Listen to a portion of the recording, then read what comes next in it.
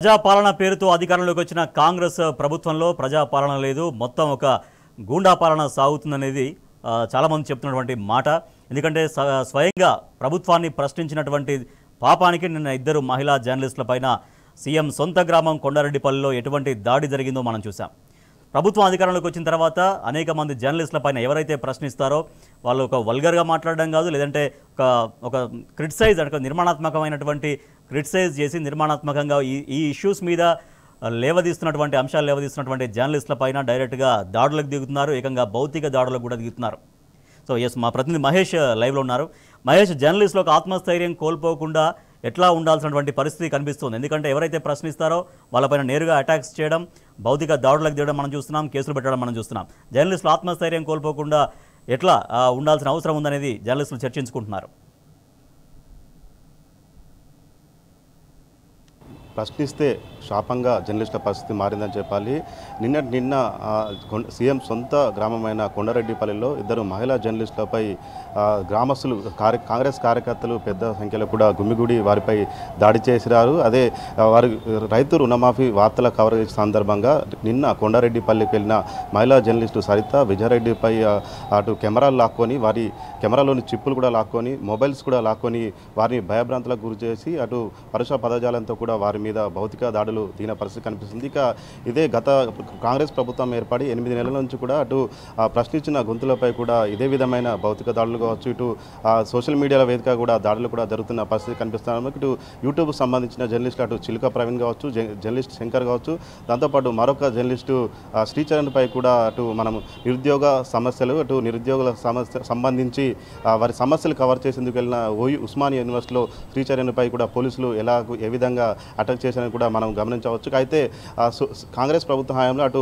పోలీసులు కావచ్చు, అటు పోలీసుల చేత కావచ్చు, లేకపోతే కాంగ్రెస్ కార్యకర్తల చేత కావచ్చు, ఇదే విధమైన ఒక భయభ్రాంతులకు గురి చేసే విధంగా చందంగా కూడా తయారైన పరిస్థితి కనిపిస్తూ ఉంది. మొత్తంగా నిన్న చూసినట్టయితే అటు కొండారెడ్డిపల్లిలో అయితే ఒక భయానకమైన ఘటన జరిగిందని చెప్పాలి.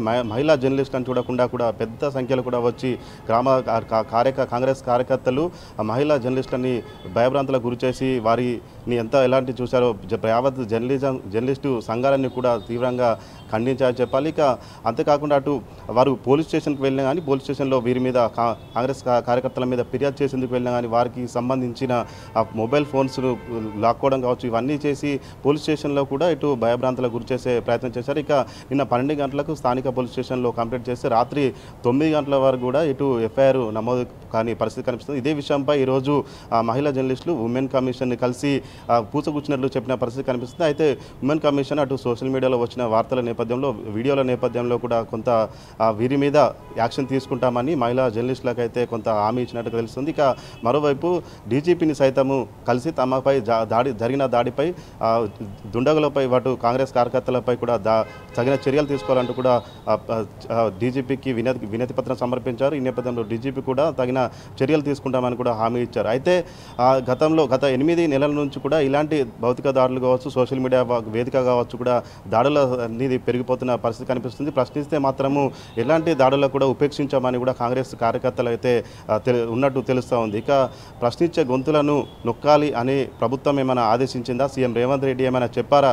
లేకపోతే వీళ్ళు ఎందుకు ఇంత చేస్తున్నారని కూడా జర్నలిస్టు సంఘాలు కూడా ఆలోచిస్తున్న పరిస్థితి కనిపిస్తుంది. ఉమ్మడి రాష్ట్రంలో ఇలాంటి దాడులు జరగదు. తెలంగాణ ఉద్యమంలో ఎక్కడికైనా వెళ్ళి స్వేచ్ఛగా వార్తలు రాసాము, స్వేచ్ఛగా వార్తలు ఇచ్చాము. అయినా కానీ తెలంగాణ రాష్ట్రంలో గత 10 ఏళ్లలో కూడా ఎలాంటి దాడులు జరగలేదు. కానీ కాంగ్రెస్ ప్రభుత్వం వచ్చి 8 నెలల కాలంలోనే ఇంత పెద్ద ఎత్తున కూడా జర్నలిస్టుల మీద దాడులు జరగడం ఏంటి అని కూడా జర్నలిస్ట్ సంఘాలను కూడా ఆలోచిస్తున్న పరిస్థితి కనిపిస్తుంది. ఇక ఇలానే దాడులు జరిగితే మాత్రము జర్నలిస్టులు తీవ్రంగా అటు మానసిక వేదన గురై తమ పని ఒత్తిడి కూడా కొంత దూరమయ్యే పరిస్థితి కనిపిస్తుంది. జర్నలిస్టులను ఎలాగైనా ఇట్లు ప్రశ్నించే గొంతులు ఉండకూడదని చేస్తున్నారా ఏంటని కూడా జర్నలిస్టు సమాజం కూడా ఆలోచిస్తున్న పరిస్థితి కనిపిస్తుంది. రాజేష్.